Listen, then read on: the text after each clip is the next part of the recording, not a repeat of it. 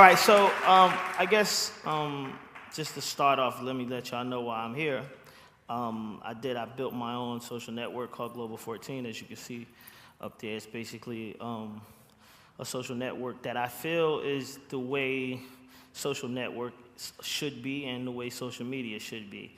So I'm here to talk to you about my interests, because a lot of people know me from music and what I do as a producer, but then they didn't know anything about like my other interests. And when trying to get into other fields, it's kind of really hard to do that if people don't know much about other things that you do. People know my career for 20 years as making music. So then when I started doing this, people like, what brought you here? Actually, what's funny is that I spoke at another event that Tony was having here, the Downtown Project, one time, and I just came here to check it out.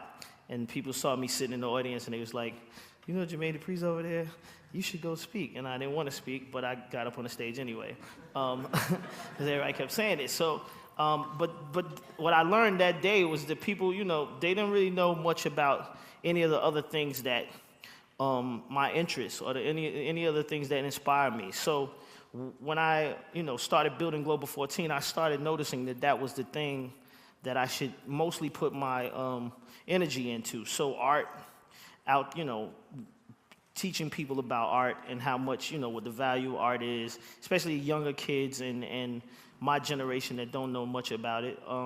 As you can see, toys that's like not your average toy, but it's more like type of toy I would drive or whatever. But just, teaching people about a bunch of different things, and then coming to events like this is like inspiring for me to be possibly the only person in this room that's from my genre. Anybody else here make records? You make records? You got a video? You don't got no video. Nah.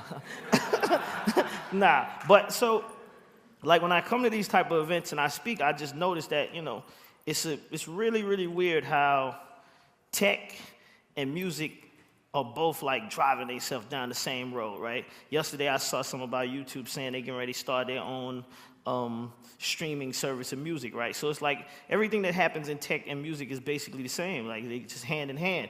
But every time I come to one of these events, I'm the only person here, which is really, really weird, right? So it continues to inspire me, though, to leave and take this word to the next place and let them know and just continue to keep doing what I'm doing. So along with that, that's one or two of my inspirations. Sports, girls, I'm inspired by a bunch of things, and I'm also inspired by just other countries and their culture and things that happen in other countries. Basically, I'm really inspired by how music that I made or music that other people make changes people's culture in different places besides the places that I've been to or the places that I've seen. One of the most interesting things that I encountered the other day when I was in New York was that I went to a Chinese restaurant, right? And the kid behind the counter was full-blooded Chinese, I guess. But when he spoke to me, he sounded like Jay-Z. And I was like, whoa. I'm like, what the hell is this? Like, how does this happen, right? But it's just culture. It's just what happens with our culture. And seeing that process is like one of the most inspiring things, because you want to try to get to the bottom of it or try to get to see that happen even more. That's just like creating an artist. Like he talked about Crisscross. When I found Crisscross, I was like 11 and 12. When, I was 17. They sold 8 million records when I was 17 years old or something like that, right, James? I don't remember, something like that. But it was like, you create something from scratch like that. It's just like seeing this kid. I really want to follow him and like really follow him, not on Twitter or nothing like that. Like really, really follow him to his house and figure out like, where the hell did you transform into Jay-Z at? Like, at what point in your life did this happen? Because he's young, and I'm just saying, like, if y'all were to hear this kid, you would be like, what the hell too? I mean, I'm really shocked. But anyway, like I said, I'm here to talk about the inspiration of my life, and I'm just telling you those things. Right now, culture is the most inspiring thing to me, period. Just the way our culture is now and the way that people are,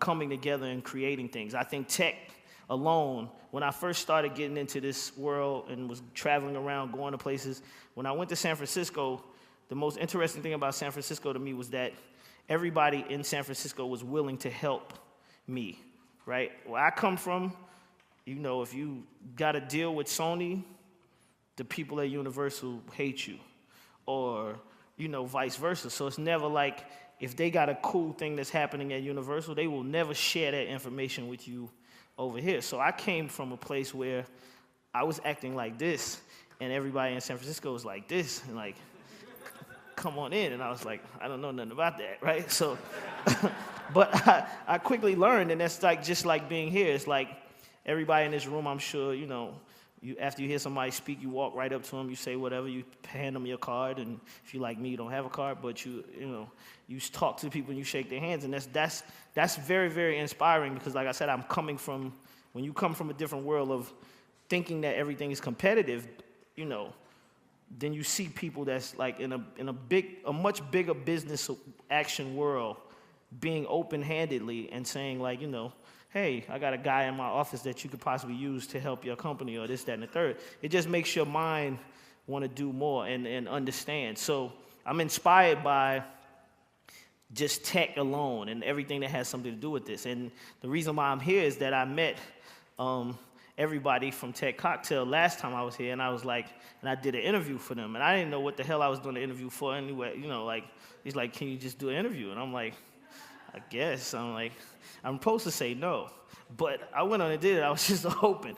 But then I started like watching on Twitter and seeing everything that was going on with, and that inspired me to want to be here today. You know what I mean? Like I said, every time I come to one of these situations, I'm definitely learning something more and more, and that's the biggest inspiration that I get out of life, period, is just being able to do something for so long at the level that at a super high level, and then still being able to learn. Because I don't think, when you're younger, you don't believe that happens. You think like after college, that's it, right?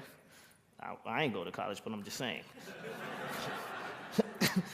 Most of y'all, that's what it is. So I'm just saying, most of the time, that's what it is. I think most people think like they get to a certain point in life and they can't continue to keep learning. And I want to thank everybody that's a part of the tech world that's continuing to keep trying to push that envelope. That to me, that's the most inspirational or inspiring thing that you guys could do for a younger person that's trying to get into this world, or a person that's doing what they're doing, because that inspires you to continue to keep going. I've done things recently where I had dinners where James Andrews introduced me to, y'all know James Andrews, right? You've seen him. He's standing over there with the hat on, the cool guy in the corner. He introduced me to a whole group of people one day about having dinner, right? And they then taught me about a way of having dinner. Now, I've been going to these like bougie-ass dinners in the music industry where, it's like, you're told where to sit, and it's a paper on the table that tells you your name, and you're sitting beside basically somebody you've known forever. So the dinner's like the same dinner you had yesterday, but it's just at a different place. So they introduced to me this thing of having dinner where you sit with people that you don't know, and it automatically makes you start having conversation with them, because you just sit there looking crazy, and they sit there looking crazy. Eventually somebody's going to say something, right? So I tried this with all of my groups. I had all my artists one day. I had James and his crew come, and they helped me, and we organized this dinner. And I told all of my artists that, you guys, like, as soon as we said the table's open, everybody tried to sit down the way that they know how to sit down. Everybody tried to sit with each other that they knew, and I started telling them, like, yo, you can't sit here. No, you can't. And they was like, why? What the hell, right? And you could tell that I really was, like, changing a pattern in their life that had never happened before. And it's really, really weird, because I don't know how many of you have ever gone to a dinner where you can't sit with your friend. When you come with your wife and they tell you and your wife, y'all got to split up. How many of y'all ever did that? Boy, one person. You see that, James? This is what I'm talking about. This is the shit you gotta introduce to people.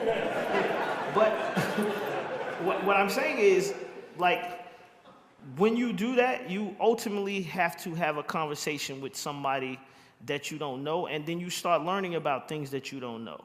Like, I was sitting beside this guy who owned, I forget the name of the company, but he owned a company, and the guy that was sitting beside me on the left side started talking about he had a startup that he started, and he named the company that this man owned as being the place where his startup got his jump off. And he was telling me about it, saying that I should use it for Global 14.